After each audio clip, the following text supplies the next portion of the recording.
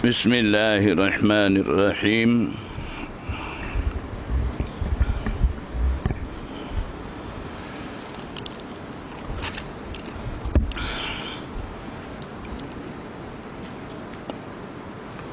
Hadis kita baca minggu lepas ni, bab yang ketiga, hadis yang ketiga, riwayat daripada Aisyah Ummul Mukminin. Jadi dalam hadis kita baca dah ni ada cerita mengenai mula-mula Rasulullah SAW terima wahyu semasa dia duduk di Gua Hira. Jadi kisah tu berlaku semasa Rasulullah SAW ada di Mekah, dan Aisyah ni mungkin masa tu belum lahir lagi ataupun dia masih kecil lagi. Jadi macam mana dia pula riwayat hadis berkenaan dengan Nabi sallallahu alaihi wasallam jumpa dengan Jibril alaihissalam di Gua Hira, menerima wahyu dan sebagainya. Jadi maksudnya Aisyah radhiyallahu taala anha ni, dia dapat kisah ini, cerita ini daripada sahabat lain, dan kemudian dia cerita balik. Tapi Aisyah radhiyallahu taala anha tidak sebut di sini dia ni ambil riwayat ni daripada sahabat mana, siapa yang cerita dia dan sebagainya. Dia tidak sebut di sini. Jadi riwayat seperti ini dalam ilmu usul hadis ataupun dalam ilmu bidang mustalah hadis ni dinamakan mursal sahabi. Mursal sahabi maksudnya sahabi riwayat daripada sahabi, tapi sahabi yang riwayat ni dia tidak sebut daripada sahabat mana dia ambil riwayat. Jadi itu panggil mursal sahabi. Jadi berkenaan dengan mursal sahabi ni boleh terima ke tidak, itu di sisi muhaddisin ada kaedah dia. Jadi muhaddisin kata mursal sahabi ni diterima sama sekali. Maksudnya sahabat yang digugurkan dalam riwayat itu adalah seorang sahabat Nabi sallallahu alaihi wasallam. Berkenaan dengan sahabat ni, sama ada riwayat daripada sahabat tu boleh percaya ke tidak, sahabat yang gugur ni siqah ataupun tidak siqah, sahabat tu yang dipercayai ataupun tidak. Berkenaan dengan itu di sisi siapa sahaja di kalangan umat Islam tidak ada pertikaian. Maksudnya tidak ada sesiapa bincang sahabat ni siqah ke tidak, boleh percaya ke tidak. Jadi tidak ada pertikaian. Dan muhaddisin sepakat kata as-sahabatu kulluhum adul, sahabat semua ni dikira siqah. Siqah maksudnya mukallaf, dan dia tu jauhi diri daripada dosa kecil dan juga jauhi diri daripada kefasikan dan sebagainya. Jadi tidak ada sesiapa bincang sahabat Abu Bakar As-Siddiq ni boleh percaya, Umar tak boleh percaya dan sebagainya. Tidak ada pertikaian di kalangan muhaddisin berkenaan dengan sahabat. Maksudnya apabila seorang sahabat tinggalkan seorang sahabat dalam sanad, itu panggil mursal sahabi. Mursal sahabi ni dikira muttasil juga, dan juga apa nama di sisi muhaddisin diterima sama sekali. Dan berkenaan dengan hadis mursal, kurung kedua dan kurung ketiga, maksudnya tabi'i menggugurkan sahabat dalam riwayat dan sebagainya. Itu juga di sisi Imam Abu Hanifah dan Imam Malik diterima sama sekali.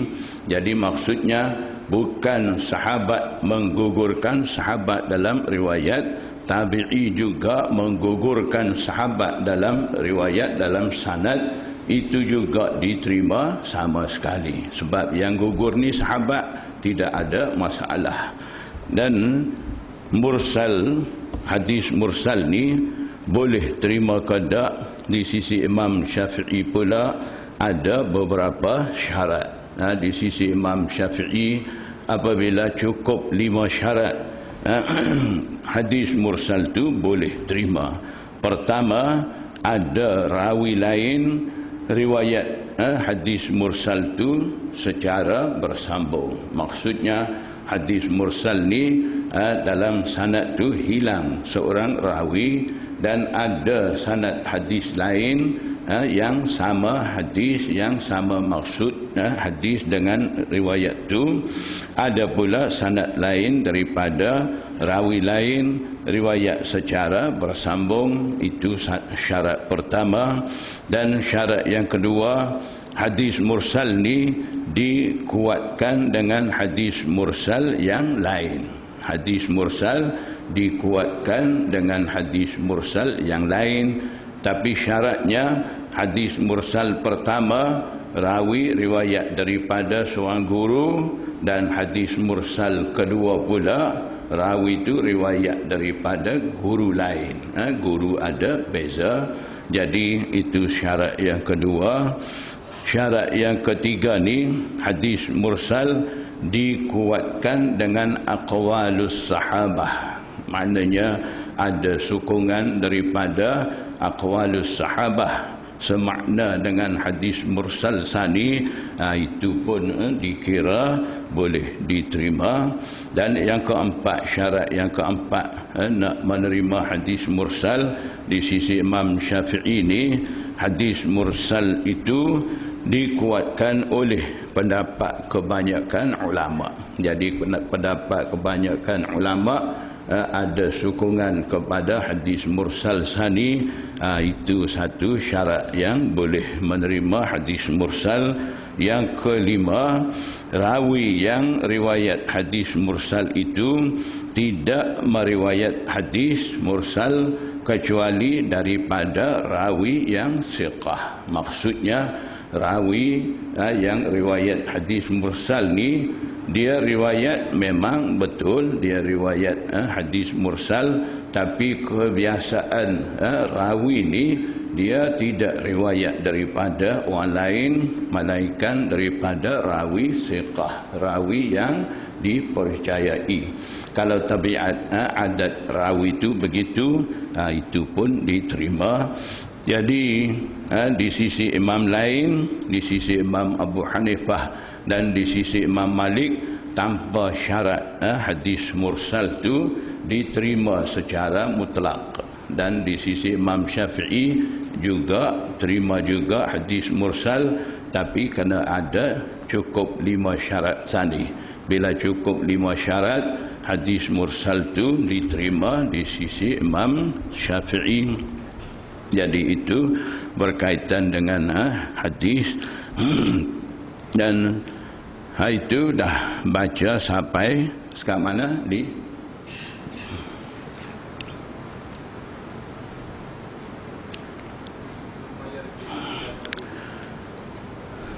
summa yarji'u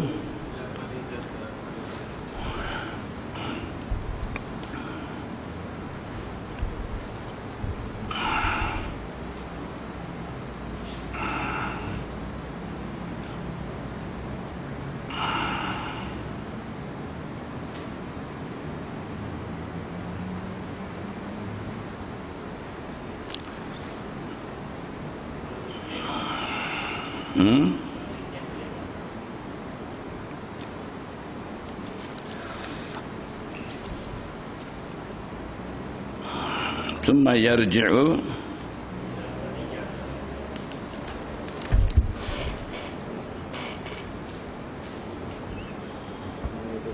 Okey.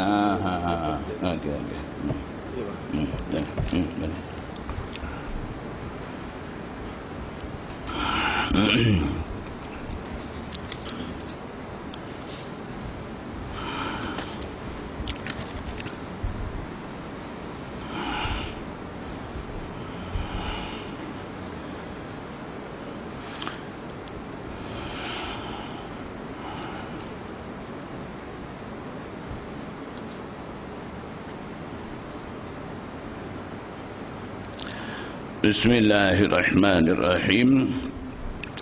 Summa yarji'u ila Khadijata, maksudnya setelah Nabi sallallahu alaihi wasallam beribadat di Gua Hira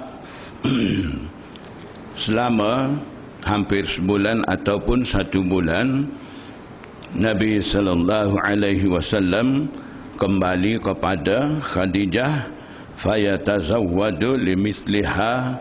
Kemudian Nabi sallallahu alaihi wasallam menyediakan bekalan seumpama untuk cukup hampir sebulan ataupun sebulan masa dia akan pergi balik kepada Gua Hira, sambung ibadat di situ, hatta ja'ahul haqqu, al-haqqu ay al-wahyu, sehingga datang di sisinya, di sisi Nabi sallallahu alaihi wasallam kebenaran, yakni wahyu.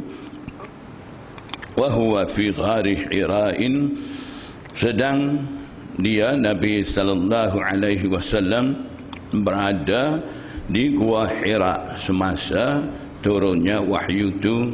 Faja'ahul malaku, gambaran turun wahyu masa itu adalah malaikat, yaitu Jibril alaihissalam, datang di sisi Nabi sallallahu alaihi wasallam.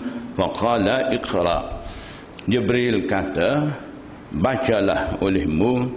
Qala, Nabi sallallahu alaihi wasallam jawab kata, ma ana biqari'in, aku tidak boleh baca, aku tidak pandai baca. Qala, Jibril, Nabi sallallahu alaihi wasallam bersabda, fa'akhadhani faghattani, Jibril alaihissalam mengambil aku, ghattani ay daghatani au asarani, peluk ketat. Maksudnya Jibril alaihissalam ambil ataupun tarik aku, peluk aku, hatta balagha minnil jahda, sehingga sampai daripada ku masyaqqah. Al-jahda ay at-taqata wal masyaqqata, jadi disebabkan kena peluk daripada Jibril alaihissalam, Nabi sallallahu alaihi wasallam mengalami masyaqqah, susah di situ. Tsumma arsalani, kemudian Jibril alaihissalam melepaskan aku. Jadi faqala iqra, kemudian Jibril kata baca. Qultu ma ana biqari'in, Nabi SAW terus jawab macam biasa, kata saya tak boleh baca, saya tak reti baca. Fa akhadhani faghattani tsaniyata hatta balagha minil jahda, jadi seperti kali pertama juga Jibril alaihissalam peluk, kemudian arsalani, lepas. Faqala iqra, kali yang ketiga Jibril alaihissalam suruh baca pula. Faqultu ma ana biqari'in, Rasulullah sallallahu alaihi wasallam terus jawab jawapan yang sama, kata saya tak boleh baca. Fa akhadhani faghattani tsaniyata Summa arsalani, Jibril alaihissalam peluk pula kali yang ketiga. Kemudian barulah Jibril alaihissalam lepas aku. Faqala, Jibril kata, iqra bismi rabbikal ladzi khalaq, bacalah dengan nama Tuhanmu yang mencipta. Khalaqal insana min 'alaq, yang mencipta insan manusia daripada segumpal darah. Iqra dan bacalah wa rabbukal akram, dan Tuhanmu al-akram yang amat mulia, allazi 'allama bil qalam, yang mana dialah mengajar dengan al-qalam. Jadi setelah dia menerima ayat-ayat itu, faraja'a biha ay bil ayati, Rasulullah sallallahu alaihi wasallam kembali dengan membawa ayat-ayat itu. Yarjufu fuaduhu, disebabkan dia temu dengan Jibril alaihissalam dalam keadaan menggerungkan dia. Jadi yarjufu, gemetar, fuaduhu, hatinya, hati Rasulullah SAW gemetar dalam keadaan ketakutan, disebabkan daghtah, pelukan daripada Jibril alaihissalam. Jadi di sini mungkin ada satu muskil. Jibril alaihissalam ni begitu malaikat begitu kuat. Jadi Jibril alaihissalam ni satu makhluk besar. Ada satu kali bagi Rasulullah SAW lihat kejadian asal, disebabkan Rasulullah SAW minta nak lihat kejadian asal bagi Jibril alaihissalam.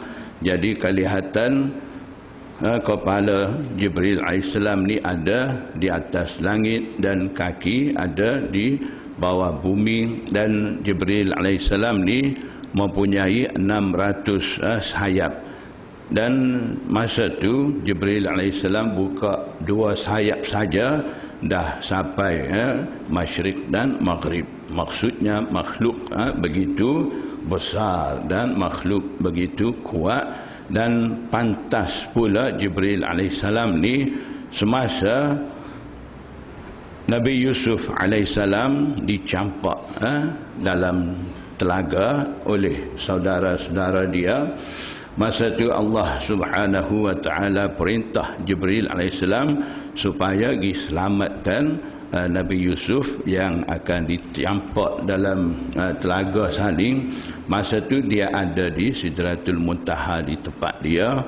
Jadi tiba-tiba dapat sahaja perintah daripada Allah Subhanahu wa taala, Nabi Yusuf yang sedang dicampak dalam telaga tadi, sempat Jibril alaihissalam datang selamat dia.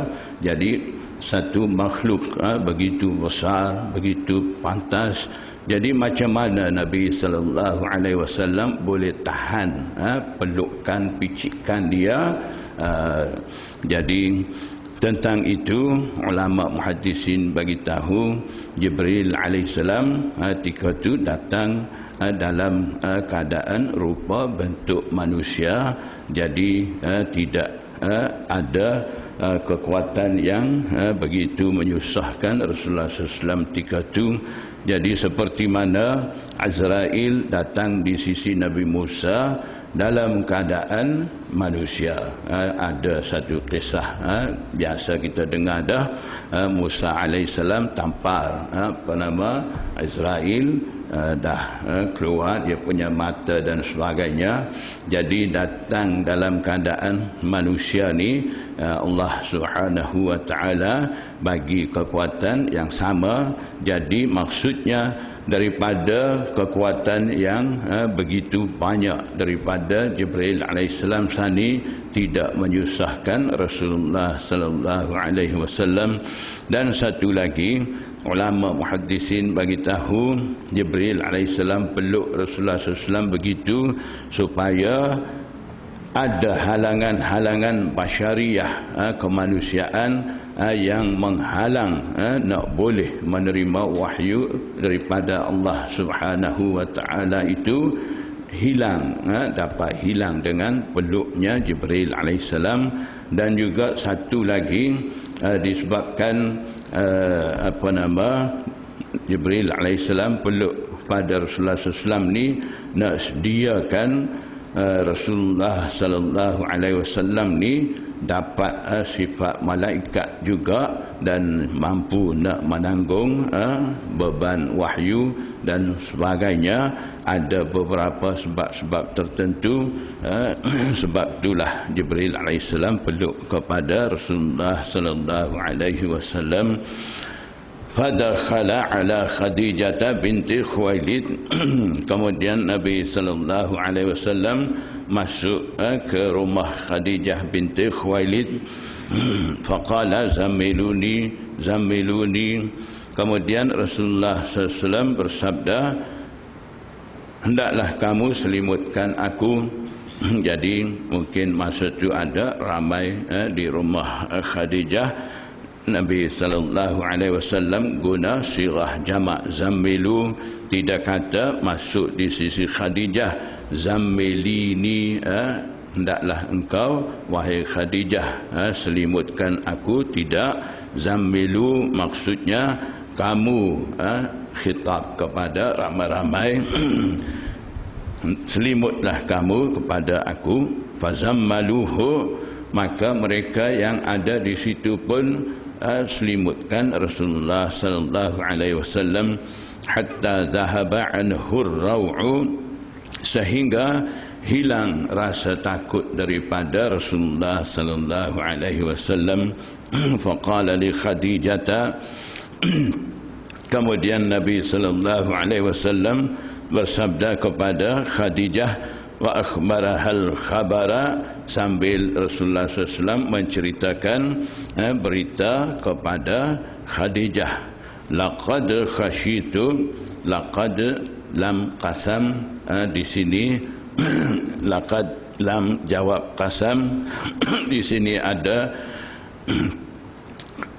takdir qasam, maksudnya wallahi laqad khashitu ala nafsi, demi Allah sesungguhnya aku bimbang atas diriku.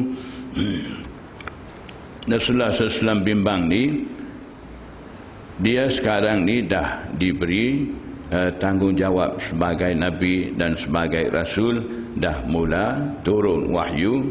Jadi dia bimbang, bolehkah tidak dia ni nak menunaikan tanggungjawab sebagai seorang Nabi ataupun seorang Rasul. Jadi dia bimbang di situ. Faqalat Khadijah katakanlah langsung tidak, wallahi ma yukhzikallahu abada, demi Allah, Allah subhanahu wa ta'ala tidak akan menghinakan engkau. Innaka latasilur rahima, kerana engkau ni biasanya mengadakan hubungan silaturahim. Wa tahmilul kalla, dan engkau sanggup menanggung beban. Maksudnya Nabi sallallahu alaihi wasallam suka membantu kepada mereka yang lemah dan sebagainya. Wa taksibul ma'duma, dan Nabi sallallahu alaihi wasallam membantu kepada fakir miskin, ma'dum yang tidak ada, maksudnya di sini fakir miskin. Jadi Nabi sallallahu alaihi wasallam taksibul ma'duma, usahakan untuk orang-orang yang lemah. Wa taqrid dhaifa, dan juga engkau ni memuliakan tetamu. Wa tu'inu ala nawaibil haqqi, nawaib jamak bagi naibah, maksudnya hadisah. Engkau suka membantu ataupun menolong kepada orang susah. Nawaib ni orang yang susah sengsara di atas jalan benar. Fantalaqat bihi Khadijatu, nawaib ada satu makna mereka yang mengalami kesusahan, bencana alam dan sebagainya. Jadi maksud Khadijah di sini, Nabi sallallahu alaihi wasallam suka menolong orang susah dan juga menegakkan kebenaran. Fantalaqat bihi, Khadijatu hatta atat Waraqah bin Naufal bin Asad bin Abdul Uzza ibn ammi Khadijah. Kemudian Khadijah membawa Rasulullah SAW sehingga datang tiba di sisi Waraqah bin Naufal, yaitu sepupu Khadijah. Wa kana mar'an tanassara fil jahiliyati. Dia tu Waraqah bin Naufal ni seorang lelaki beragama Nasraniyah pada zaman jahiliyah. Wa kana yaktubul kitab al-Ibraniyah. Dia ni pandai menulis kitab dalam bahasa Ibrani, bahasa Yahudi. Fayaktubu minal Injili. Kemudian dia tulis daripada kitab Injil tu, Masya Allahu, ay yaktuba, kitab Injil yang ada dalam bahasa Syriani. Waraqah bin Naufal sani dia tulis balik dalam bahasa Ibrani, sebab dia ni pandai menulis bahasa Ibrani. Bahasa Ibrani ni bahasa Yahudi, dan bahasa Syriani ni bahasa Nasrani. Kitab Injil diturunkan dalam bahasa Syriani, dan kitab Taurat pula diturunkan dalam bahasa Ibrani. Masya Allahu an yaktuba, seberapa banyak yang Allah Subhanahu wa ta'ala menghendaki supaya dia menulis. Wakana syaikhan kabira, dia tu seorang yang tua. Qad amiya, telah pun jadi buta. Faqalat Khadijatu ya bana ammi. Khadijah kata kepada Waraqah bin Naufal, wahai sepupuku, isma' min ibni akhika, dengarlah kisah daripada anak saudara engkau itu. Faqala lahu Waraqatu, Waraqah kata kepadanya, Waraqah tanya kepada Rasulullah SAW, ya bena akhi, maza tara, wahai anak saudaraku, apa engkau lihat, apa berlaku? Fa'akhbarahu Rasulullah sallallahu alaihi wasallam khabara ma ra'a. Nabi sallallahu alaihi wasallam memberitahu kepada Waraqah bin Naufal berita tentang apa yang dia sudah lihat tu. Jadi dengarkan semula apa dia berlaku di Gua Hira, jumpa dengan Jibril alaihissalam dan sebagainya, semua dia bagi tahu. Faqala lahu Waraqatu, ketika tu Waraqah kata kepada Rasulullah SAW, hadzan namusul ladzi, an-namus maksudnya malaikat, sama ada Jibril ataupun Israfil. Jadi Waraqah kata kepada Nabi sallallahu alaihi wasallam, inilah malaikat, sama ada Jibril ataupun Israfil, yang mana biasanya nazzalallahu ala Musa, Allah Subhanahu wa ta'ala turunkan wahyu ke atas Nabi Musa. Ya laitani fiha, fiha ay fi ayyamin nubuwati wad da'wah. Ya laitani, mudah-mudahan pada hari nubuwah ataupun pada hari mula berjalan dakwah.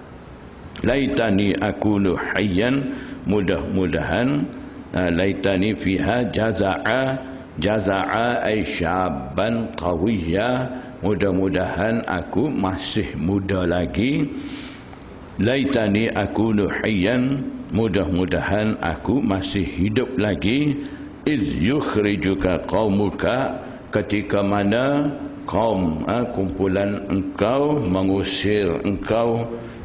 Maksudnya ketika Nabi sallallahu alaihi wasallam mula isytihar nubuwah ataupun Nabi sallallahu alaihi wasallam mula dakwah.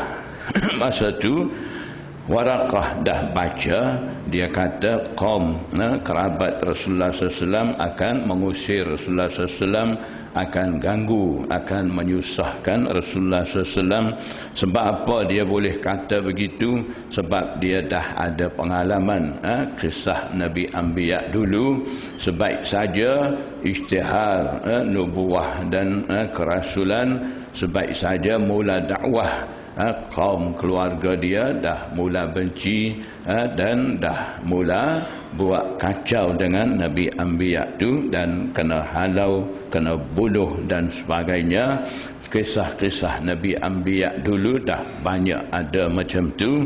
Jadi berdasarkan itulah Waraqah bin Naufal ni bagi tahu kepada Rasulullah SAW, ketika mana engkau diusir keluar daripada kaum aku, kalaulah aku masih muda lagi, gagah lagi, aku masih kuat lagi, ataupun aku masih hidup lagi, maksud dia aku akan bantu kepada engkau. Faqala Rasulullah sallallahu alaihi wasallam, bila dengar begitu Nabi sallallahu alaihi wasallam heran. Nabi sallallahu alaihi wasallam bersabda, Nabi sallallahu alaihi wasallam tanya balik dia, awa mukhrijiyahum, adakah mereka keluarkan aku? Mukhrijiyah asal mukhrijina ya, ya mutakallim mukhrijina jamak, nun ada di situ, jamak nun jamak mutakallim. Apabila idafat kepada ya mutakallim, nun jamak sani gugur. Sebab tu di sini hilang nun, mukhriji nak hilang nun jadi mukhrijiyah.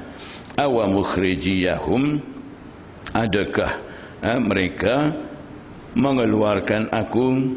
Jadi Nabi sallallahu alaihi wasallam heran dengar begitu, sebab kaum Arab ni, bangsa Arab ni biasanya mereka suka membantu dengan kaum kerabat dia, ahli keluarga dia, sama ada mereka bantu tu di atas jalan benar ataupun jalan salah.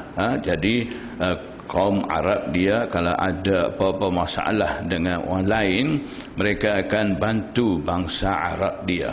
Sama ada kejadian, dalam kejadian tu bangsa dia betul ataupun salah, dia tak kira, akan bela bangsa dia, kaum dia.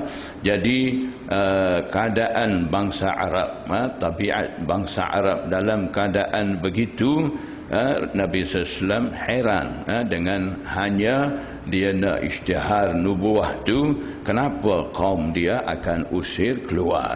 Dia kira apa sahaja berlaku, bangsa Arab ni tidak akan buat nyaya sama sendiri, akan bantu juga. Tapi herannya Waraqah kata akan diusir keluar. Jadi dia tanya balik, adakah saya ni akan diusir keluar oleh mereka? Qala na'am, Waraqah kata ya, tentu akan diusir keluar. Lam ya'ti rajulun qattu, tidak ada seorang lelaki pun tidak pernah datang bimithli ma ji'ta bihi, dengan upama apa yang engkau bawa, illa udiya, malaikan dimusuhi.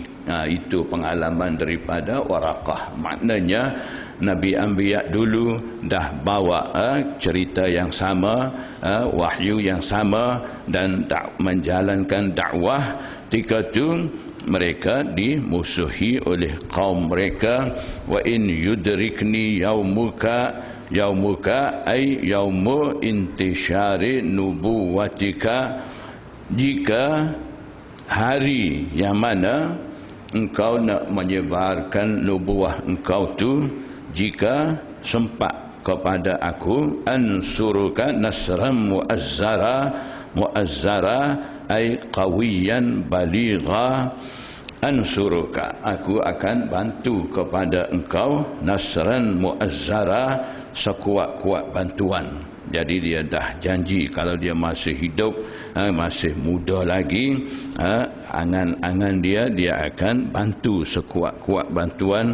Thumma lam yanshab ay lam yalbas, kemudian tak berapa lama kemudian Waraqatu an tuwfiya, Waraqah bin Naufal Sani dah meninggal dunia. Wa fataral wahyu, kemudian terputuslah wahyu itu untuk sementara waktu. Jadi setelah berlaku, Jibril alaihissalam datang di Gua Hira, turun ayat Iqra bismi rabbikal ladzi khalaq Sani. Lepas pada tu wahyu terputus. Selama mana? Ihtabasa salasa sinin, wahyu terputus selama 3 tahun. Selepas daripada tu barulah sambung turun wahyu. Qala Ibnu Syihab Zuhri kata, wa akhbarani Abu Salamah bin Abdurrahman anna Jabir bin Abdullah al-Ansari qala wa huwa yuhadditsu. Jabir bin Abdullah Ansari kata, dia menceritakan an fatratil wahyi, tentang terputusnya wahyu. Faqala fi hadithihi, kemudian dia kata dalam hadis yang dia riwayat, baina ana amshi, dalam hadis itu ada sebut Rasulullah SAW, baina ana amshi, ketika mana aku berjalan, il sami'tu sautam minas sama'i, tiba-tiba aku terdengar suara daripada langit. Farafa'tu basari, aku mengangkat pemandanganku, lihat. Fa'izal malakul ladzi ja'ani bihira'in, maka tiba-tiba aku lihat malaikat yang datang di sisiku di Gua Hira tu, jalisun ala kursiyin, dia tu sedang duduk di atas kursi, bainas samai wal ardi, di antara langit dan bumi. Maksudnya setelah terputus wahyu selama 3 tahun, Jibril alaihissalam datang. Tiba-tiba bunyi suara, Nabi SAW lihat, dapati Jibril alaihissalam ni duduk di atas kursi yang tergantung di antara langit dan bumi. Faru'ibtu minhu, maka aku gemetar, takut daripadanya. Faraja'tu faqultu zammiluni zammiluni, aku kembali, kemudian seperti biasa aku kata, selimutlah kamu kepada aku. Fa'anzalallahu ta'ala, dikatulah Allah subhanahu wa ta'ala turunkan ayat, ya ayyuhal muddassir, wahai yang berselimut, qum, bangunlah, fa'anzir, berilah peringatan, wa rabbaka fakabbir, dan agungkanlah Tuhan engkau, wa siyabaka fatahhir, dan hendaklah menyucikan pakaian engkau, warrujza fahjur, fahjur jauhilah, rujza ay umurun qabihah, perkara-perkara yang tidak elok, ataupun setengah tafsir warrujza ay al-awthana, berhala-berhala. Jadi maksudnya jauhilah diri daripada perkara yang tidak elok ataupun daripada berhala-berhala. Jadi adakah Rasulullah SAW ni hampir dengan berhala sampai Allah Subhanahu wa ta'ala turunkan warrujza fahjur Sani. Jadi ulama bagi tahu bukan Rasulullah SAW tu suka mendampingi, menghampiri dengan berhala. Sebab tu Rasulullah Allah Subhanahu wa ta'ala suruh jauh daripada berhala, tidak. Maksudnya sebagai contoh, kalau seseorang berbai'ah dengan syekh, syekh akan bai'ah, akan janji dengan dia, suruh dia mengucap kalimah syahadah, dan kemudian dia akan bai'ah, dan dia akan kata bai'uni ala alla tusyriku billahi wala tusriqu wala taznun, dan sebagainya. Dalam bai'ah itu ada sebut, kamu janjilah dengan aku, kamu tidak akan syirik, tidak akan curi, tidak akan zina, dan sebagainya. Jadi yang bai'ah ni musyrik ke? Tidak. Yang mari bai'ah dengan syekh ni pencuri ke? Tak juga. Yang mari bai'ah dengan syekh ni orang suka buat zina ke? Tak juga. Ini cuma pesanan daripada syekh kepada murid seperti biasa. Jadi begitu juga ini daripada Allah Subhanahu wa taala, perkara-perkara apa yang dia kehendaki pesan kepada Rasulullah SAW itu saja.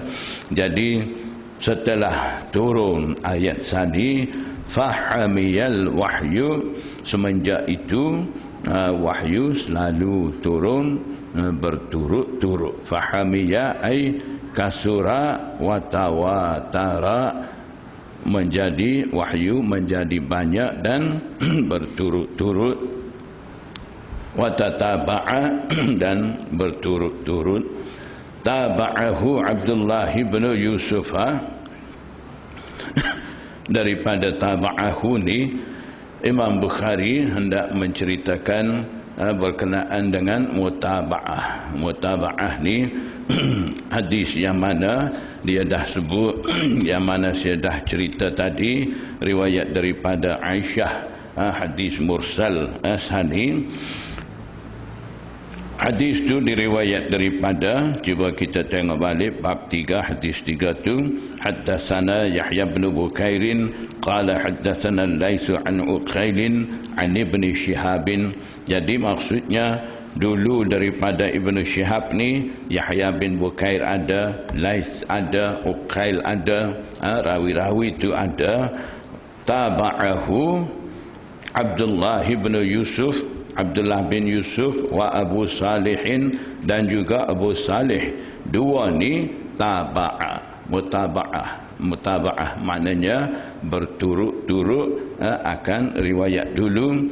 Taba'ahu mengikuti hu, ia di sini Yahya bin Bukair. Yahya bin Bukair yang ada dalam sanad hadis haddatsana Yahya bin Bukair tu. Jadi taba'ahu ay taba'a Yahya bin Bukairin Abdullah bin Yusuf wa Abu Salihin, Abdullah bin Yusuf dan Abu Salih. Kilahuma, mereka berdua ni mutaba'ah, mengikuti akan Yahya bin Bukair, riwayat anil Laisi, daripada Lais. Jadi maksudnya seperti mana Yahya bin Bukair riwayat hadis ini daripada Al-Lais, begitu juga Abdullah bin Yusuf dan Abu Salih juga riwayat hadis ni daripada Lais, seperti mana Yahya bin Bukair riwayat daripada Lais. Wa taba'ahu Hilal bin Raddadin aniz Zuhri, dan Hilal bin Raddad juga mutaba'ah, mengikuti akan ia. Taba'ahu, hu yang kedua ni Uqail bin Khalid. Hilal bin Raddad mengikuti akan ia akan Uqail bin Khalid aniz Zuhri, daripada Zuhri. Jadi apa beza?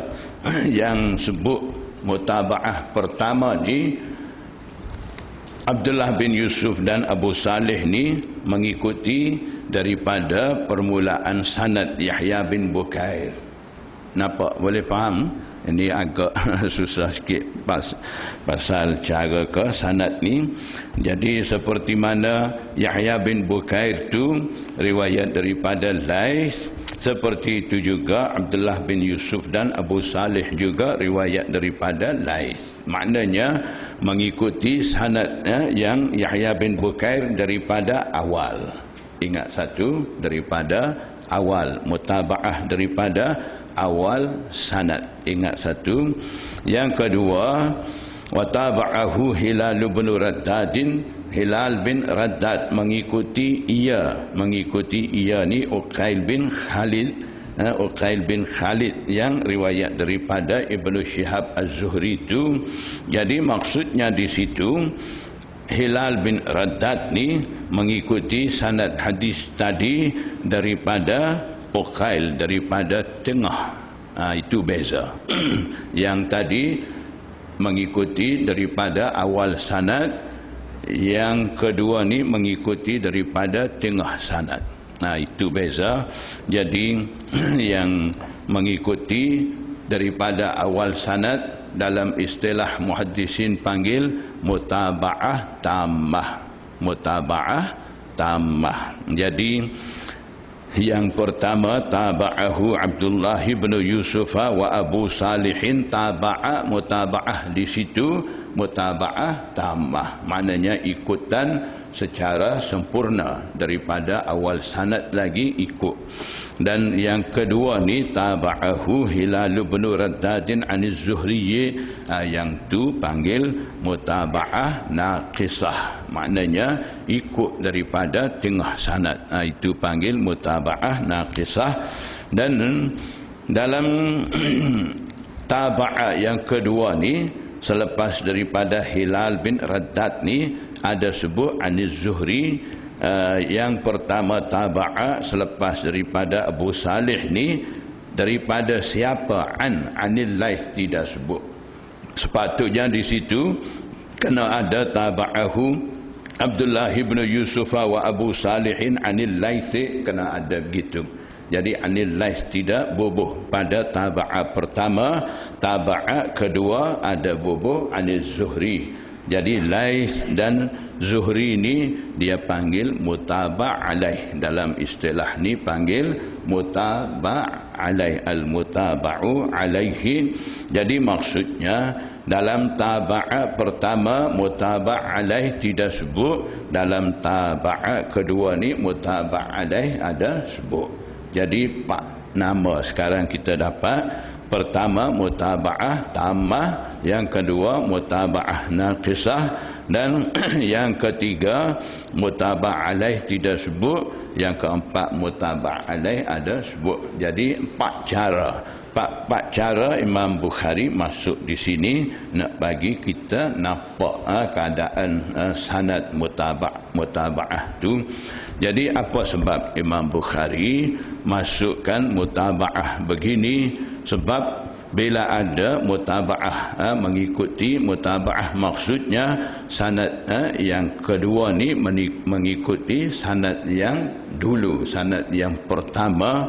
Jadi mutaba'ah ni memang ada faedah. Faedah dia menguatkan sanad pertama. Jadi maksudnya sanad yang kedua yang sebut taba'ahu Abdullah bin Yusuf wa Abu Salih, taba'ahu Hilal bin Raddadin aniz Zuhri, ini sanad-sanad yang sebut kemudian ni dia menyokong ataupun menguatkan sanad pertama yang ada dalam hadis, sanad hadis dulu. Jadi kadang-kadang mutaba'ah ni sanad hadis yang ikut kemudian dengan sanad hadis yang ada dah dulu dikira daripada sahabat yang sama. Maknanya sanad hadis dulu pun riwayat daripada sahabat tu, dan sanad hadis yang datang kemudian sebagai menyokong ataupun menguatkan sanad dulu tu pun daripada sahabat tu juga. Kalau bila sahabat tu sama panggil mutabi', dan kalau sahabat ada lain-lain itu panggil syahid. Syahid dengan mutabi'.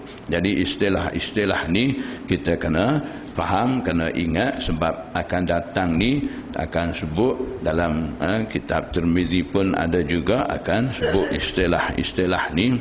Jadi sebab tu sebelum kita masuk mengaji kitab-kitab hadis Sunan Sittah, Bukhari, Muslim, Abu Dawud, Nasai, Ibnu Majah, Tirmizi, sebelum mengaji kitab-kitab tu kita kena belajar dulu mustalah hadis, ilmu usul hadis. Barulah bila kita mengaji kitab-kitab hadis ni, bila sebut istilah-istilah tu mudah faham, mudah nampak. Tak apa kalau tak, itu pun saya akan ulang supaya ingat semula insya-Allah. Wa qala Yunus wa Ma'marun, dan Yunus dan Ma'mar kata dalam riwayat mereka bawadiruhu, maksudnya cuba kita balik dalam hadis dah kita baca dah ni, faraja'a biha Rasulullah sallallahu alaihi wasallam, selepas pada ayat allazi 'allama bil qalam, selepas daripada tu faraja'a biha Rasulullah sallallahu alaihi wasallam yarjufu fuaduhu. Dalam hadis ni, dalam riwayat ni ada sebut yarjufu fuaduhu. Dalam riwayat daripada Yunus dan Ma'mar ni, di tempat fuaduhu sani bawadiruhu. Maksudnya faqala Yunus wa Ma'mar, Yunus dan Ma'mar kata, ai fi riwayatihima, dalam riwayat daripada mereka berdua tu bawadiruhu, maksudnya di tempat fuaduhu tadi bawadiruhu. Bawadir ni maksudnya isi, ketul isi yang ada di antara dua bahu. Jadi bila seseorang itu takut gementar di tempat tu, yang tadi yarjufu fuaduhu, gementar hati, hati Rasulullah SAW. Dalam hadis ni pula gementar Rasulullah SAW, ketul isi yang ada di antara bahu dan tekak. Itu maksud bawadiruhu. Jadi daripada sini Imam Bukhari nak menyatakan ada beza matan hadis, walaupun beza matan hadis, maksudnya agak lebih kurang, tidak ada beza.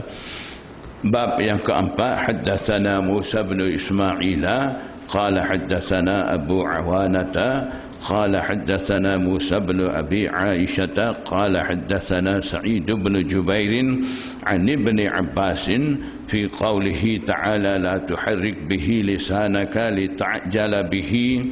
Riwayat daripada Sa'id bin Jubair daripada Abdullah bin Abbas. Ibn Abbas ni mufassir, dia yang pandai tafsir dan seorang sahabat yang dapat doa khusus daripada Rasulullah SAW. Rasulullah SAW ada bagi doa kepada Ibn Abbas, Allahumma faqihhu fid din, wahai Allah berikan fahaman agama kepada Ibn Abbas. Jadi selepas daripada dapat doa Rasulullah SAW, Ibn Abbas ni dapat faham tafsir Quran dan sebagainya. Jadi dia akan tafsir maksud la tuharrik bihi lisanaka lita'jala di sini. Jadi apabila Rasulullah SAW menerima wahyu daripada Jibril AS, bila Jibril AS baca ayat-ayat wahyu tu, Rasulullah SAW ni ikut baca cepat-cepat. Tujuan Rasulullah SAW ikut baca cepat ni, takutnya tak sempat ikut baca tu, takut-takut tak ingat apa Jibril AS sampaikan kepada dia. Sebab tu dia tak tunggu Jibril AS sudah baca, dia pun ikut baca selalu. Jadi bila Rasulullah SAW buat cara tu, ketika tu turun ayat la tuharrik bihi ay bil Quran, ataupun fi waqti qiraati Jibril la tuharrik, jangan bergerak lisanaka, lidah engkau tu, maksudnya jangan ikut baca, bihi bil Quran, dengan Al-Quran, ataupun bihi fi waqti qiraati Jibril, ketika Jibril sedang baca, jangan gerak lidah engkau. Maknanya stop, baca, ikut baca tu dulu. Lita'jala bihi, kerana engkau hendak percepatkan dengan Quran itu, nak ikut cepat-cepat, nak cepat-cepat menguasai, ikut baca dengan Jibril alaihissalam tu, engkau gerak lidah cepat ni jangan buat. Maknanya sabar dulu, biar Jibril baca sudah dulu baru ikut baca. Qala kana Rasulullah sallallahu alaihi wasallam yu'aliju min at-tanzili shiddatan. Abdullah bin Abbas kata, Nabi sallallahu alaihi wasallam yu'aliju, merasai minat tanzili, daripada turunnya Al-Quran itu, syiddatan, keberatan, wa kana mimma yuharriku syafataihi, dan Di antara tanda-tanda keberatan itu ialah Nabi sallallahu alaihi wasallam menggerakkan kedua bibirnya.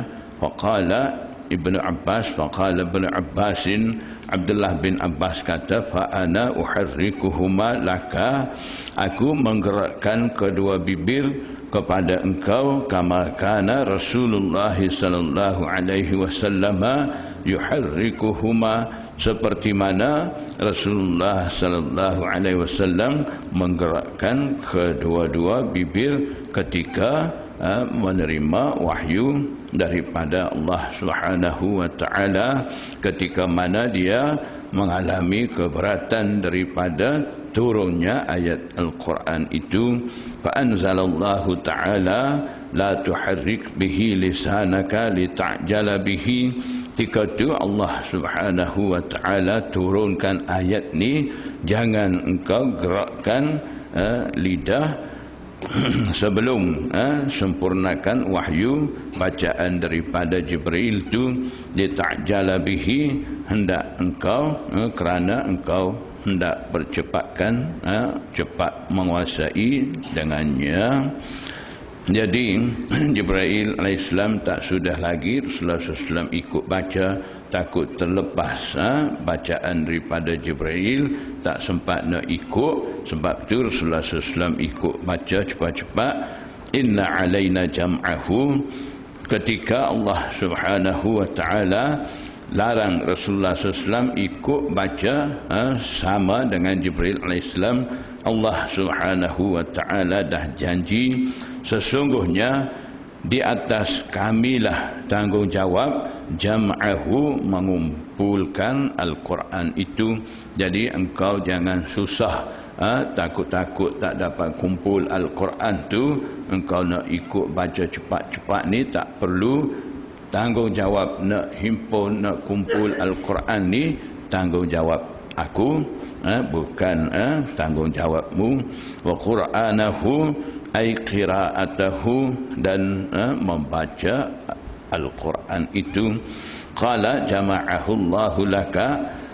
Abdullah bin Abbas kata sebagai tafsiran ayat tadi, Allah Subhanahu wa ta'ala menghimpunkan Al-Quran bagi engkau fi sadrika, dalam dada engkau. Maknanya Allah akan himpunkan Al-Quran dalam dada Nabi Muhammad SAW.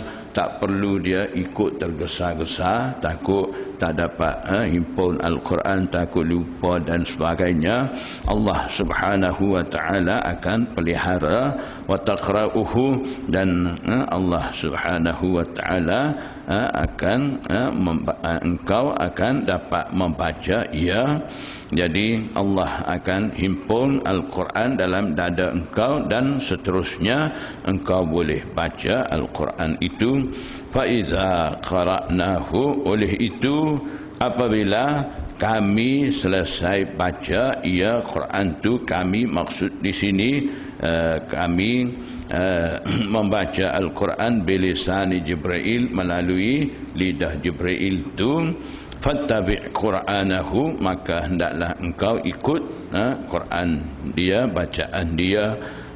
Qala Ibnu Abbas kata, fastami' lahu wa ansit, maksud faiza qara'nahu fattabi' Qur'anahu, maksud dia fastami' lahu, hendaklah engkau dengar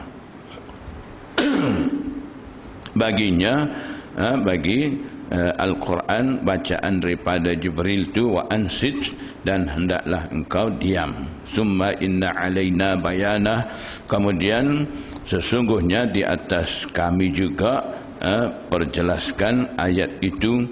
Maksudnya summa inna alaina an taqra'ahu, kemudian tanggungjawab atas kamilah supaya engkau mampu baca Al-Quran itu. Fakana Rasulullah sallallahu alaihi wasallam, sejak itu Rasulullah SAW ba'da zalika, setelah itu, setelah diberi teguran daripada Allah Subhanahu wa taala, iza atahu Jibril istama'a, apabila Jibril datang di sisi dia, dia terus dengar apa Jibril sampaikan wahyu, dia terus dengar. Fa idzan talaqa Jibril, bila Jibril dah pulang, dah pergi, qara'ahun Nabi sallallahu alaihi wasallam kama qara'ahu, Nabi sallallahu alaihi wasallam pun baca Al-Quran seperti mana Jibril alaihissalam baca. Jadi biar Jibril alaihissalam selesai baca dulu, sampaikan wahyu dulu, sudah tu barulah Rasulullah SAW ulang baca. Tak ikut sama-sama dah. Mula-mula ikut sama-sama, takut tak sempat ikut baca, takut terlupa, takut tak dapat himpun ayat-ayat. Jadi kerana kebimbangan itu Rasulullah SAW ikut baca bersama dengan Jibril alaihissalam, kemudian dilarang oleh Allah Subhanahu wa taala setelah daripada diberi teguran oleh Allah Subhanahu wa taala. Nabi SAW tunggu dulu Jibril alaihissalam selesai baca, kemudian barulah dia baca pula. Jadi ini keadaan yang mana peringkat awal turun wahyu kepada Rasulullah SAW, kemudian putus wahyu selama 3 tahun. Selepas itu sambung semula wahyu di situ. Jadi bab yang kelima insya-Allah kita baca minggu depan. Bab ke-6 pun berkenaan dengan wahyu juga, kisah Nabi sallallahu alaihi wasallam hantar utusan kepada Raja Rom, Herakl. Kisah tu agak panjang sikit dan juga menarik juga kisah tu. InsyaAllah kita akan sambung baca. Kita baca Tirmizi sikit insyaAllah.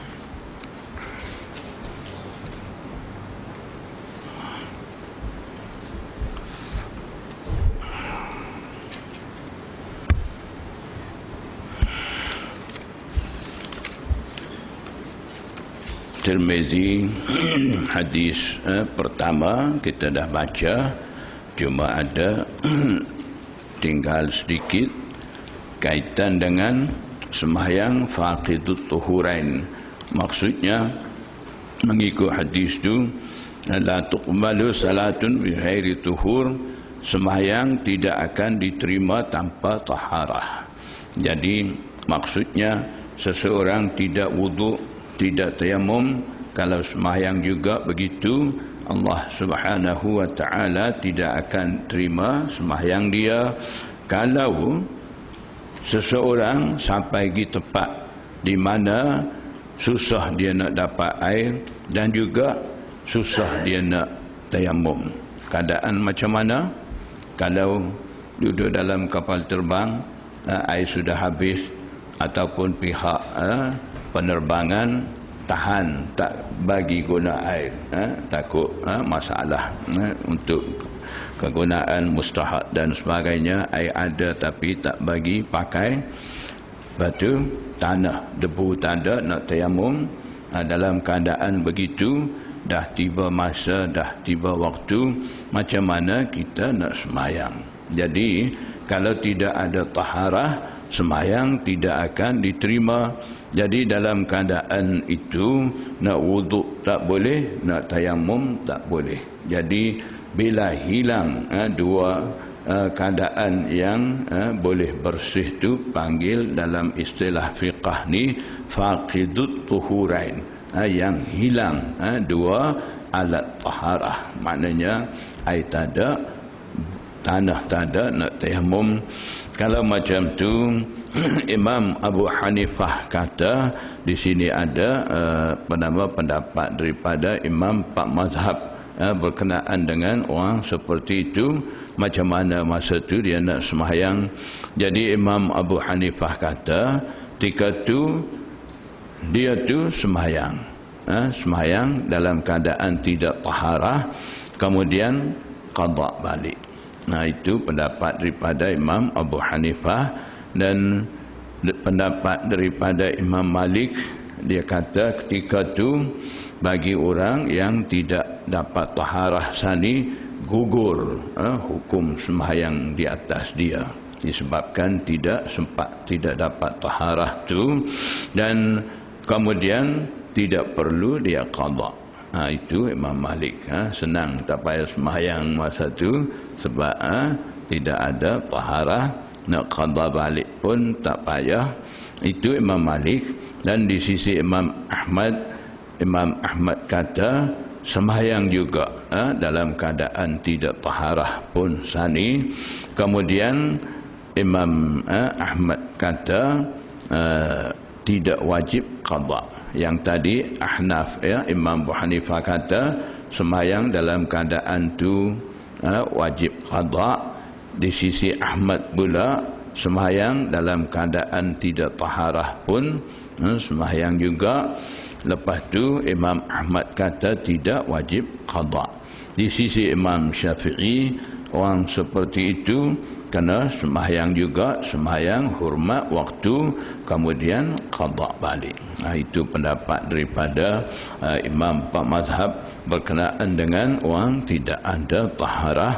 Dan bahagian kedua, wala sadaqatun min ghulul, dan juga tidak diterima sedekah daripada harta khianah. Ghulul ni harta khianah dalam harta rampasan perang, itu panggil ghulul. Al-khianatu fi malil ghanimah, itu panggil ghulul. Jadi daripada makna asal, kemudian daripada itu fuqaha guna ghulul ni harta khianah, maknanya harta benda yang hasil dengan secara khianah, sama ada menipu, mencuri dan sebagainya. Jadi harta benda seperti itu, kalau seseorang nak derma, nak sedekah di jalan Allah Subhanahu wa taala, Allah Subhanahu wa taala tidak akan terima, dia tidak akan dapat pahala. Kalau seseorang dah ada harta macam tu, apa kena buat? Apa patut dia buat? Sepatutnya dia cari siapa tuan punya harta, dia pulangkan harta tu. Kalau tidak dapat jumpa cari tuan punya harta, dia kena bagi sedekah tanpa niat nak cari pahala. Pakai bui gitu. Jadi ada dalam riwayat Abu Dawud daripada hadis Asim bin Kulaib, di situ ada berkenaan dengan harta benda tu. Nabi sallallahu alaihi wasallam bersabda, at'imihil usara, benda-benda tu bagi makan kepada tawanan-tawanan perang. Jadi maknanya bila ada harta benda daripada harta khianah, kena bagi kepada fakir miskin tanpa ada niat nak pahala. Tapi Imam Ibnul Qayyim dia kata, kalau seseorang itu nak niat nak dapatkan pahala, boleh juga. Pahala sedekah tu tentu dia tidak boleh, tapi pahala taat kepada Allah Ta'ala akan dapat. Sebab bila ada harta benda khianah begitu, Allah Subhanahu wa Ta'ala dan Rasul SAW suruh bagi kepada fakir miskin. Jadi kita taat hukum tu, kita bagi kepada fakir miskin ni. Jadi di situ boleh kita nak niat nak dapatkan pahala di atas taat kepada Allah Subhanahu wa Ta'ala. Itu ada satu pendapat daripada imam tu. Jadi selepas daripada bab sani, babu maja'a fi fadlit tuhuri, bab ini datang menceritakan mengenai kelebihan kebersihan. Haddatsana Ishaq bin Musa al-Ansari an Abi Hurairah qala, riwayat daripada Abu Hurairah kata, qala Rasulullah sallallahu alaihi wasallam, Nabi sallallahu alaihi wasallam bersabda, iza tawadda al-abdul muslimu, apabila hamba muslim berwudu, awil mu'minu, ataupun mukmin, hamba muslim ataupun hamba mukmin, ataupun au dalam hadis ni itu syak syakul lirawi, ragu-ragu daripada rawi. Sama ada Rasulullah SAW bersabda, iza tawadda'al abdul muslimu ka, ataupun iza tawadda'al mu'minu, iza tawadda'al abdul mu'minu ka, dia tak yakin, tak pasti. Jadi dia sebut dua-dua dengan menggunakan au ataupun. Maknanya hamba muslim ataupun hamba mukmin apabila dia tu wudu, faghasala wajhahu, basuh muka, kharajat min wajhihi kullu khati'atin, keluar daripada mukanya setiap dosa, nazara ilaiha, yang mana dia tu lihat kepadanya pada dosa, bi'ainaihi, dengan dua biji mata dia, ma'al ma'i, dosa tu keluar bersama titisan air itu, au ma'a akhiri qatril ma'i, ataupun dosa itu keluar bersama dengan akhir titisan air itu, au nahwa hadza, ataupun umpama ini. Wa iza ightasala yadayhi, bila basuh dua tangan, kharajat min yadayhi, keluar daripada tangan, kullu khati'atin batashatha ay akhazatha, keluar daripada dua tangan setiap dosa yang mana tangan itu memegang dosa itu, melakukan dosa itu. Kullu khati'atin batashatha yadahu, memegang, mengambil oleh dua tangan, dosa itu keluar, ma'al ma'i au ma'a akhiri qatril ma'i, bersama dengan air ataupun bersama dengan titisan akhir air itu. Dosa-dosa dia dapat ampun dengan sebab amalan wudu sani, hatta yakhruja naqiyan minadz dzunubi, sehingga dia tu keluar bersih daripada dosa-dosa. Maksudnya selepas daripada dia selesai daripada wuduk tu, dia tu ada dalam keadaan tahiran minadz dzunub, bersih daripada dosa. Jadi dosa di sini dosa gapa bersih, dosa besar ke dosa kecil. Jadi Imam Ibnul Arabi dia kata dalam kitab Aridatul Ahwazi, syarah Sunan Tirmizi juga, di situ dia ada sebut, dia kata dalam hadis yang sebut kata ampun dosa ni itu hanya dosa kecil, bukan dosa besar. Sebab berkenaan dosa besar ni ada hadis sebut as-salawatul khamsu wal jumu'atu ilal jumu'ati kafaratul lima bainahunna majtunibatil kabair. Jadi sembahyang 5 waktu, antara satu sama lain, dan Jumaat ke Jumaat, daripada Jumaat ni hingga ke Jumaat akan datang, antara tu daripada amalan sembahyang sani menjadi kafarah, penghapus dosa bagi dosa-dosa yang laku di antara sembahyang 5 waktu ataupun antara 2 Jumaat tu. Majtunibatil kabair, di situ ada syaratnya, selama mana dia tu menjauhi diri daripada dosa besar. Maknanya yang hapus ni dosa kecil. Jadi cuba tengok mengikut yang Rasulullah SAW sabda sani, sembahyang yang disertai dengan wuduk itu pun dapat ampun dosa kecil saja, tidak dosa besar. Kalau wuduk saja lagi tak boleh nak ampun, nak dapat ampunkan dosa besar, jadi dosa kecil juga. Jadi maksudnya dengan sebab wuduk sani dapat ampun dosa yang sebut kata dalam hadis tu hanya dapat ampun dosa kecil saja. Jadi di mana saja dalam hadis kita akan jumpa seterusnya dengan mana-mana amalan. Kalau hadis sebut kata dapat ampun dosa ni, kena ambil maksud dosa kecil, tak boleh terjemah dosa besar. Dan itu dosa yang diampun sani pun dosa-dosa yang ada kaitan dengan hukukullah, dosa hukukul ibad ni tidak dapat ampun dengan wuduk dan sebagainya, itu kena selesai dengan tuan tu sendiri. Dan satu lagi untuk kita mudah faham maksud dosa tu, sama ada dosa kecil ke dosa besar, macam mana kita nak beza, macam mana nak cam dalam kalimah hadis tu. Ada satu pemberitahuan daripada Imam Syah Waliullah Muhaddis Hindi Ad-Dahlawi. Dia kata berkenaan dengan dosa ni dalam hadis-hadis biasanya ada guna 4 istilah, 4 kalimah.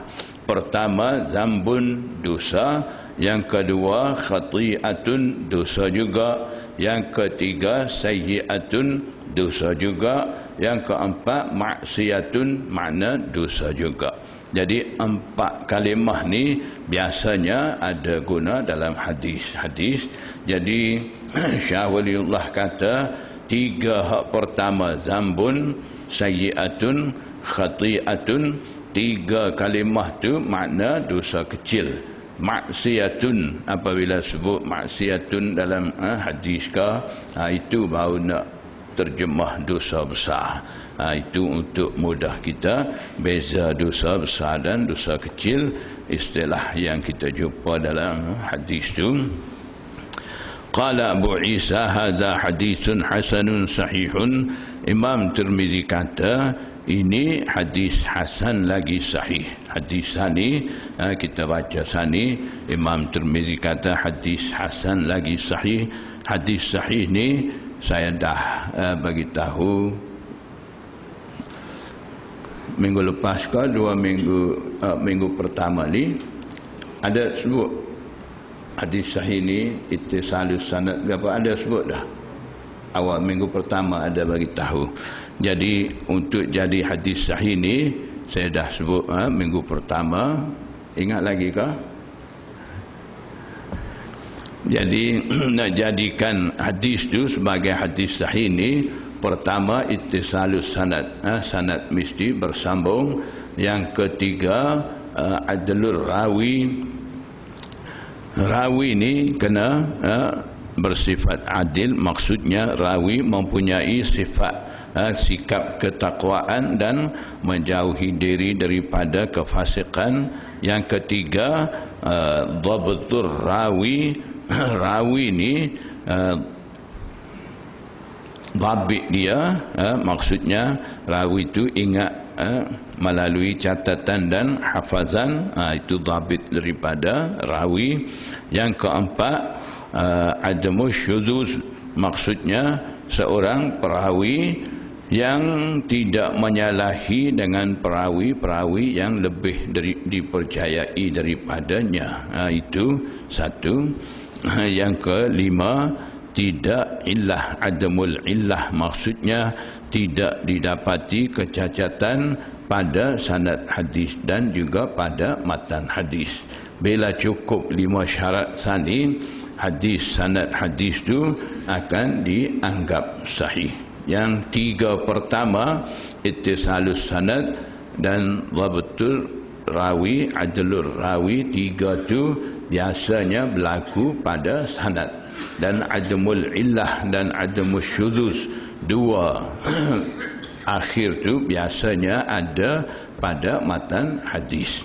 Jadi bila sesebuah hadis tu sanad dan matan apabila cukup dengan 5 syarat sani, hadis tu dianggap sahih. Itu ta'rif, definisi bagi hadis sahih. Hasan pula sama 5 syarat juga sani, yang bezanya dhabit, syarat yang ketiga sani, dhabtur rijal ni, dalam hadis hasan tu rawi tu ada kekurangan, maksudnya dhabit, catatan melalui hafazan dan tulisan dia agak tidak sempurna seperti mana rawi sahih tadi. Jadi bila ada kekurangan dalam syarat yang ketiga sani, hadis daripada sahih turun kepada peringkat hasan. Jadi maksudnya ta'rif bagi sahih dan hasan ni agak beza, tidak sama. Jadi macam mana Imam Tirmizi dalam masa yang sama satu hadis dia kata hasan lagi sahih. Kalau kata sahih tidak hasan, kalau kata hasan mesti tidak jadi sahih. Ta'rif dia walaupun agak nak sama, ada beza sikit. Jadi berkenaan dengan itu, muhaddisin kata maksud Imam Tirmizi kata hadis ini hadis hasan lagi sahih ni, hadis itu mempunyai dua sanad, walahu isnadani, hadis itu mempunyai dua sanad. Dari segi satu sanad dianggap hadis itu sahih, dari segi satu sanad lagi hadis itu dianggap hasan. Itu maksudnya Imam Tirmizi. Jadi tepat-tepat dalam Tirmizi ini kita akan jumpa istilah-istilah macam tu, dan terkadang hadza hadisun sahihun gharibun, terkadang kita akan jumpa hadza hadisun hasanun sahihun gharibun. Satu hadis Imam Tirmizi bubuh dua tiga nama pun ada. Jadi tepat-tepat seperti itu, seperti mana As-Sahhu saya cerita minggu lepas dia punya istilah ada, Imam Tirmizi punya istilah khusus ada. Itu kita kena faham.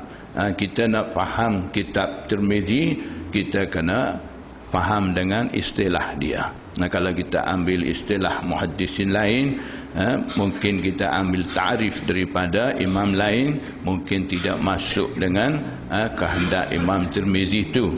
Terkadang kita nak ambil maksud hadza hadisun gharibun, kita ambil ta'rif daripada Imam Ibn Salah ataupun daripada Hafiz Ibn Hajar Asqalani, tak masuk dengan maksud Imam Tirmizi itu di situ. Jadi ketika itu kita kena ambil istilah ataupun ta'rif yang dibuka oleh Imam Tirmizi itu sendiri, barulah kita akan nampak kehendak Imam Tirmizi itu. Jadi di sini pun supaya itu juga hadza hadisun hasanun sahihun ni, maksudnya hadis itu mempunyai dua sanad. Dari segi satu sanad Imam Tirmizi kata hasan, di segi satu sanad lagi Imam Tirmizi kata sahih. Dan juga muhaddisin kata maksud Imam Tirmizi di sini, terkadang dalam satu sanad ada beberapa orang rawi. Jadi setengah rawi dianggap rawi sahih dan setengah rawi pula dianggap hasan. Itu maksud Imam Tirmizi hadza hadisun hasanun sahihun di sini. Wa huwa hadisu Malikin an Suhailin an abihi, dan hadisnya yang mana Imam Tirmizi kata hasanun sahihun tu maksudnya hadis yang diriwayat daripada Malik, iaitu hadis selepas daripada tahwilul lil isnad tsani.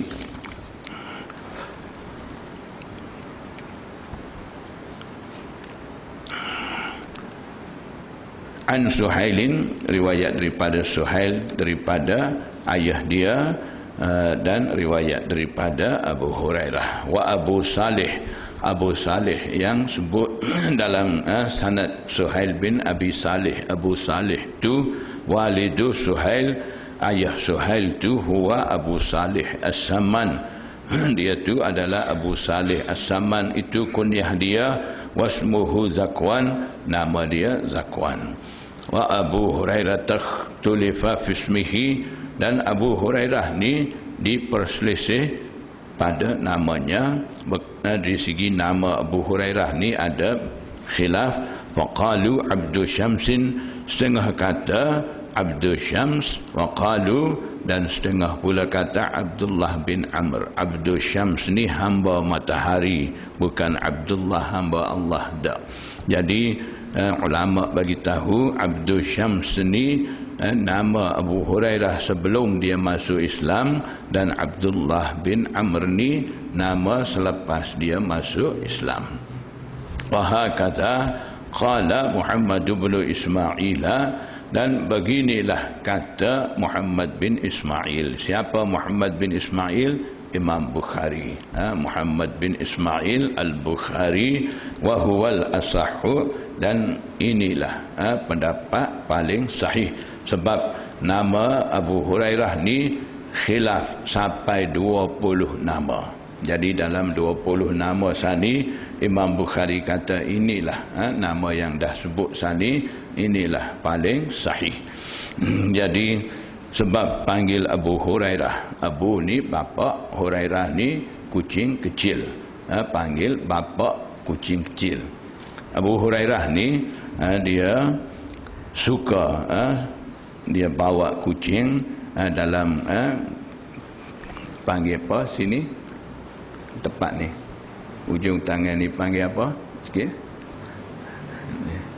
tema ni bahagian ni lengan baju boleh. Dia suka kucing kecil tu boboh dekat lengan baju dia bawa. Lepas tu Rasulullah SAW lihat keadaan dia begitu, Rasulullah SAW pun sebut kata Abu Hurairah.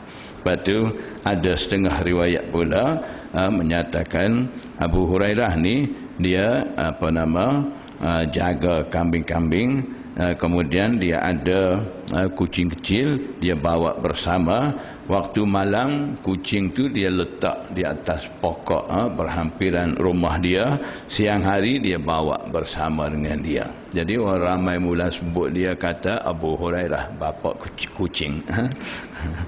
Itu wajhut tasmiyah, sebab apa panggil Abu Hurairah. Qala Abu Isa, Imam Tirmizi kata wa fil babi, semakna dengan hadisul bab sani masih ada lagi riwayat daripada Uthman bin Affan, Sauban, Sunabihi, Amr bin Abbasah, Salman, Abdullah bin Amr dan sebagainya.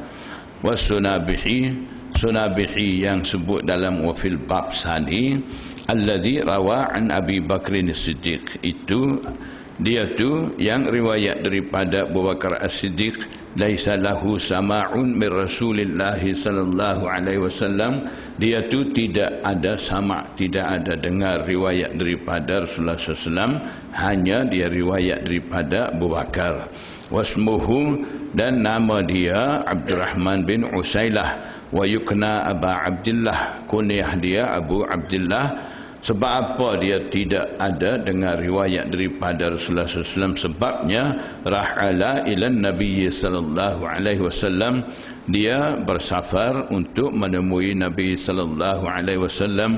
Faqubidan Nabi sallallahu alaihi wasallam wa huwa fi tariqi, tiba-tiba Rasulullah SAW dah wafat, dia tu masih dalam perjalanan lagi, tak sempat jumpa dengan Rasulullah SAW.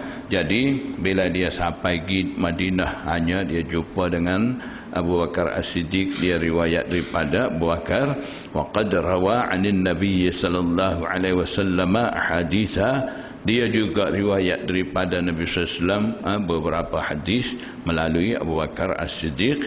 Was-Sunabih ibn al-A'sar al-Ahmasi sahibun Nabi sallallahu alaihi wasallam, ada lagi Sunabih, satu orang lagi, dia tu Sunabih bin A'sar, yang tadi Sunabihi bin Usailah bin tak sama. Jadi Sunabih bin A'sar ni sahibun Nabi, sahabat Nabi, yuqalu lahu as-Sunabihi aidan, disebut juga dia tu pun Sunabihi juga. Jadi Sunabihi ada dua. Sunabihi sempat dengar hadis daripada Rasulullah SAW seorang, itu Sunabih bin Al-A'sar, dan Sunabih seorang lagi yang tidak dengar hadis daripada Rasulullah SAW, itu Sunabih nama Abdurrahman bin Usailah. Jadi ini kena ingat, kita akan jumpa riwayat daripada Sunabih. Riwayat-riwayat akan datang ni kita kena tahu beza Sunabih mana. Kalau Sunabih tidak jumpa Rasulullah SAW, dia tu kata qala Rasulullah, maksudnya antara dia dan antara Rasulullah SAW ni dah gugur sahabat. Itu panggil sanad munqati daripada tabi'i, dan kalau daripada Sunabih al-Asar ni dikira hadis tu hadis sanad muttasil, sanad bersambung. Jadi ini semua ni kena ingat. Wa innama hadithuhu, dan hanya hadisnya hadis Sunabih bin Asar yang menjadi sahabat Nabi ni, hadis dia riwayat ni, qala sami'tu an-nabiy sallallahu alaihi wasallam, dia kata saya dengar Nabi sallallahu alaihi wasallam yaqulu, bersabda, inni mukasirum bikumul umama, ai inni ubahi bi aksariyati ummati alal umamis salifah. Maksudnya aku bangga dengan banyaknya umat aku ke atas umat-umat dulu. Maksudnya Rasulullah SAW nak bangga dengan ramainya umat dia di atas umat-umat yang dulu. Jadi sebab tu Rasulullah SAW pesan, fala taqtatilunna ba'di, jangan kamu adakan pembunuhan sesama sendiri selepas aku. Jadi bila berlaku pembunuhan sesama umat sendiri, di situ akan berlaku kekurangan umat Nabi SAW, dan Rasulullah SAW nak bangga dengan umat yang lain tidak akan dapat. Jadi sebab tu Rasulullah SAW pesan, jangan kamu membunuh selepas daripada aku. Itu boleh jadi punca kekurangan umat.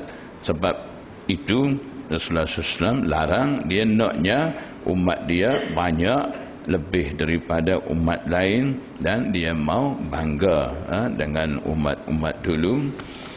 Jadi hadis itulah riwayat daripada Sunabih yang menjadi sahabat Nabi SAW. Jadi daripada apa yang setakat kita baca ni, kita dapati Imam Tirmizi ni halus dari segi istilah-istilah, dan juga dari segi menjaga nama rawi dan kunyah. Kadang-kadang Imam Tirmizi sebut dalam sanad rawi itu dengan kunyah, dia akan sebut balik nama dia. Kadang-kadang rawi itu dengan nama dalam sanad, dia akan sebut kunyah bagi rawi itu. Sebab apa dia buat begitu? Sebab dengan kunyah tu, dengan nama tu, masa tu ada ramai. Jadi takut salah orang, takut silap orang. Supaya Sunabihi sani, Sunabihi sama dua orang, seorang sahabat, seorang ni tabi'i. Itu Imam Bukhari Imam Tirmizi nak bagi beza. Takut tukar orang, takut sanad jadi tukar takir, daripada sanad muttasil jadi munqati, daripada munqati tukar lagi jadi muttasil dan sebagainya. Boleh jadi berlaku kesilapan dalam sanad. Itu amat teliti oleh Imam Tirmizi dalam kitab Sunan dia. Dia akan bagi ingat satu-satu sambil dia riwayat hadis. InsyaAllah kita akan sambung minggu depan. Wallahu a'lam. Wabillahi taufiq wal hidayah. Wassalamualaikum warahmatullahi wabarakatuh.